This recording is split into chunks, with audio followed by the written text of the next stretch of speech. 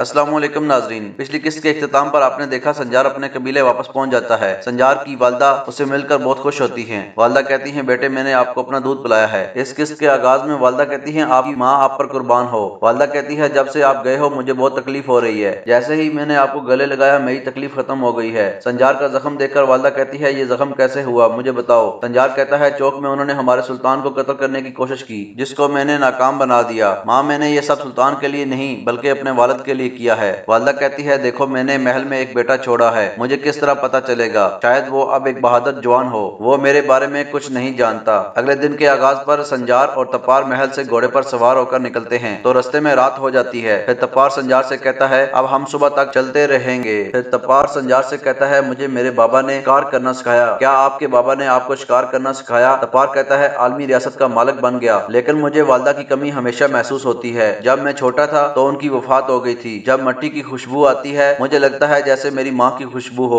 इधर मलक शाह सोते हुए एक ख्वाब देखता है जिसमें आग लगी हुई होती है और एक बच्चे के रोने की आवाज आ रही होती है। मलक शाह दरवाजा खोलता है तो बच्चे के झूले को आग लगी होती है, जिस पर वो चीखने लगता है और उसकी आंख खुल जाती है।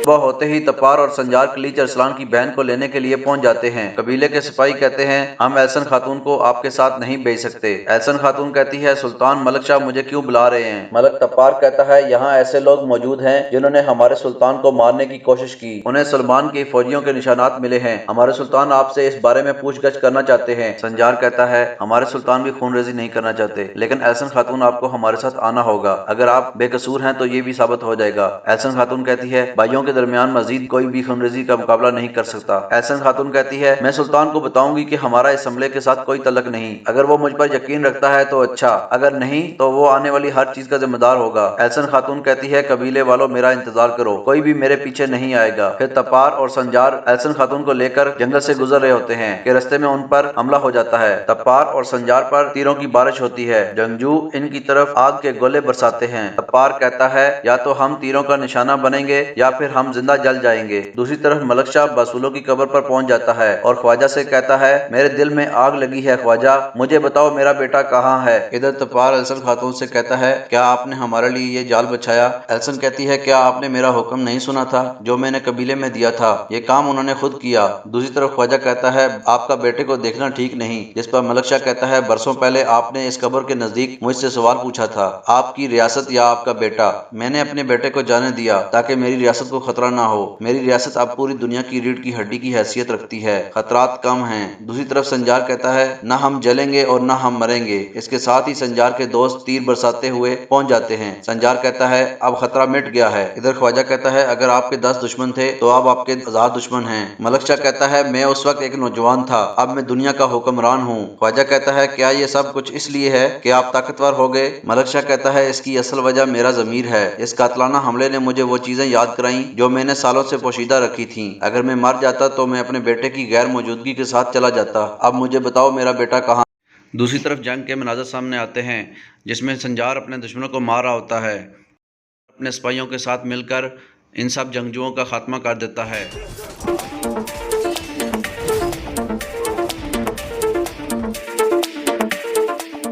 संजार साहब को मारने के बाद अपने दोस्तों से कहता है, तुम सब मलक तपार के साथ वापस जाओ, और संजार एक शख्स के पीछे भागना शुरू कर लेता है। इधर ख्वाजा कहता है, आपका बेटा मुहल्लक जख्म है, अगर दुश्मन ने उस जख्म को निशाना बनाया तो सब कुछ बर्बाद हो जाएगा। मैं ऐसा नहीं चाहता। मलक शाह गुस्से से कहता है, क्या तुम्हारी चाहत ज्यादा अहम है या मेरा हुक्म? ख्वाजा कहता है, कौन सा ख्याल रियासत के लिए मौजू है, आपका हुक्म या जो मैंने कहा? मलक शाह कहता है, मैं रियासत हूँ, आप नहीं। ख्वाजा कहता है, रियासत ना आप हो और ना मैं, रियासत हमसे 50 साल पहले मौजूद थी और इसका वजूद 50 साल बाद भी होगा। मलक शाह कहता है, इन मशवरों को सुनते मेरी उम्र गुजर चुकी है, तुम मेरे अहकामात पर किस तरह सवाल उठा सकते हो? ख्वाजा कहता है, मैं हमेशा आपके साथ रहा हूँ और आपके अहकामात हर जगह माने। जब आपने जज्बात का इंतखाब किया तो मैं आपकी दानिश था, जब आपने अक्लमंदी का इंतखाब किया तो मैं आपके जज्बात रहा। आज भी मुझे मेरा काम करने दें। मलक शाह कहता है, ठीक, तो तुम अपना काम करो। जब अनातोलिया के तुर्कों के बारे में बात हो रही होगी तो तुम मेरे बेटे को मेरे पास लाओगे। ادھر سنجار اس شخص کو پکڑ لیتا ہے اور اس سے پوچھتا ہے حملے کا حکم کس نے دیا؟ جواب میں وہ شخص کہتا ہے کیا تمہیں لگتا ہے کہ ہم ایلسن خاتون کو آپ کے پاس چھوڑیں گے؟ ہم نے فیصلہ خود کیا۔ سنجار کہتا ہے کیا تم ہمیں مارنے اور سلطان ملک شاہ پر جنگ مسلط کرنے جا رہے تھے؟ کیا تمہیں فدائی سربراہ نے اس کا حکم دیا؟ وہ شخص کہتا ہے تم کس کی بات کر رہے ہو؟ میں نہیں جانتا۔ سنجار کہتا ہے تم اس کے غلام ہو جس نے سلطان کو قتل کرنے کا حکم دیا۔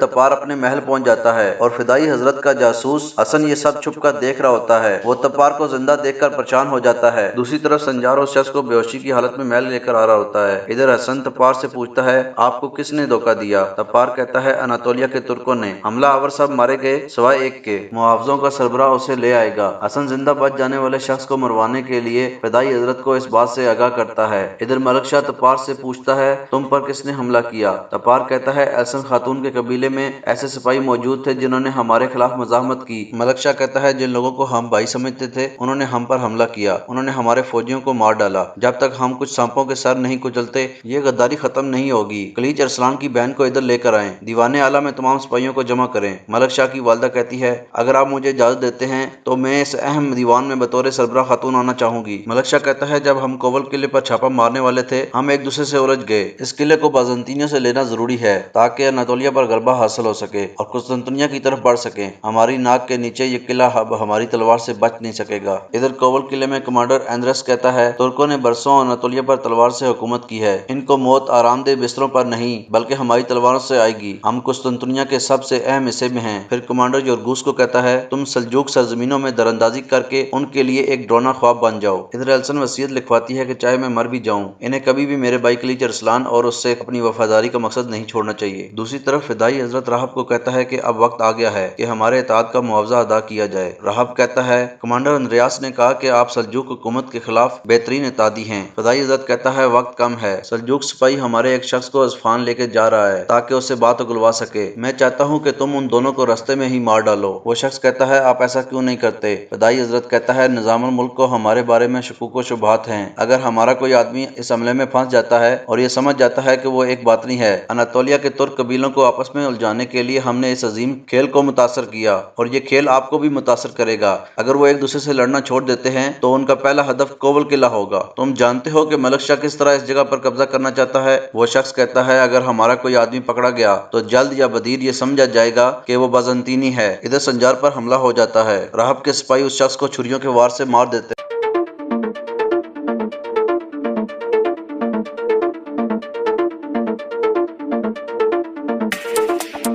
دوسری طرف ملک شاہ کے سامنے ایلسن خاتون کو لایا جاتا ہے۔ ایلسن کہتی ہے اس حملے کے پیچھے میرا ہاتھ نہیں ہے، اگر آپ مجھے مارنا چاہتے ہو تو مجھے مار دو۔ میں نے اپنی کمان میں موجود فوجیوں سے کہا کہ وہ میرے پیچھے نہ آئیں لیکن انہوں نے میری بات نہیں سنی اور انہیں اس کی سزا ملی۔ تپار اس کا گواہ ہے۔ تاج الملک کہتا ہے ہو سکتا ہے کہ یہ اس کی نشانی تھی جو اس نے اپنے فوجیوں سے کہا کہ وہ اس کے ساتھ نہ چلیں، یہ الزام کو دور کرنے کی کوشش کر رہی ہے۔ دوسرا شخص کہتا ہے اناتولیا والے باغی ایلسن کو اپنا رہنما مانتے ہیں، اس کی موجودگی ہمیشہ باغیوں کی حوصلہ افزائی کرے گی۔ خواجہ کہتا ہے ملک شاہ کے ذریعے اس بات کی تصدیق کی جا رہی ہے کہ ایلسن راستے میں ہونے والے حملے میں ملوث نہیں تھی، یہ قتل تاحال مہما ہے، یہ ایلسن اور باغیوں سے بڑا ہے۔ وہ جگہ جو برباد ہو جائے گی ہماری ریاست کی سب سے بڑی راضی میں سے ایک ہے، بالکل اناتولیا کی طرح۔ کاٹنے والا بازو خاندان کا ایک بازو ہے، اس پر غور کی جائے۔ ملک شاہ ایلسن خاتون سے کہتا ہے مجھے آپ سے صرف ایک چیز کی ضرورت ہے پھر میں آپ کی زندگی بچا سکتا ہوں اور وہ ہے ایمانداری۔ اعتراف کرو کہ تم قتل کے منصوبے میں شامل تھی۔ ایلسن کہتی ہے اپنے آپ کو بچانے کے لیے آپ کے تمام تر الزامات کو قبول کرنا بزدلی ہے، مجھے مار دو، میں بے قصور ہوں، میرے والد کی موت ہو گئی ہے، میرا بھائی جیل میں ہے، میں تنہا ہوں، میرا خاندان تباہ ہو گیا ہے۔ وہ چاہتے تھے میں بغاوت شروع کر دوں لیکن میں نے اس کی اجازت نہیں دی، اگرچہ میں آپ پر غصہ تھی، میں نے کچھ سخت نہیں کہا تاکہ بھائی آپس میں لڑ نہ پائیں۔ پھر ملک شاہ اپنی تلوار نکال لیتا ہے اور ایلسن سے کہتا ہے میں تمہاری گردن اتار دوں گا، تمہارے پاس آخری موقع ہے، تم سچ سچ بتا دو۔ ایلسن کہتی ہے میں بے قصور ہوں۔ پھر ملک شاہ تلوار سے اپنا نشانہ خطا کر دیتا ہے۔ ملک شاہ کہتا ہے میں تمہیں موت کے قریب لا کر تم پر یقین کرنا چاہتا تھا۔ پھر ملک شاہ فیصلہ سناتا ہے ایلسن خاتون نے اس قتل کا منصوبہ نہیں بنایا تھا اور وہ بے قصور ہے، لیکن میرے فوجیوں کے خلاف شواہد اور گارڈ لگانے سے یہ ظاہر ہوتا ہے کوت المس کے بیٹے سلمان شاہ کے سپاہی قصوروار ہیں۔ ایلسن خاتون کہتی ہے اگر میں بے قصور ہوں تو وہ بھی بے قصور ہیں۔ ملک شاہ کہتا ہے اگر وہ آپ کے حکم کے بغیر میرے فوجیوں کے خلاف گارڈ لگاتے ہیں تو تب وہ آپ کے حکم کے بغیر کسی قتل کی کوشش کر سکتے ہیں۔ ایک انصاف پسند ریاست شواہد کے مطابق فیصلہ کرتی ہے اور شواہد واضح ہیں۔ پھر ملک شاہ کہتا ہے اب اناطولیہ مہم کے لیے فوج کو تیار کریں اور تاج الملک سے کہتا ہے آپ اس مہم میں فوج کی قیادت کریں گے۔ اس کے بعد ملک شاہ کہتا ہے ایلسن خاتون وہ لوگ جنہوں نے ہماری نافرمانی کی کوت المس کے بیٹے سلمان شاہ سے بدلہ لینے کے لیے بغاوت چاہتے تھے ان کے سر اتار دیے جائیں گے۔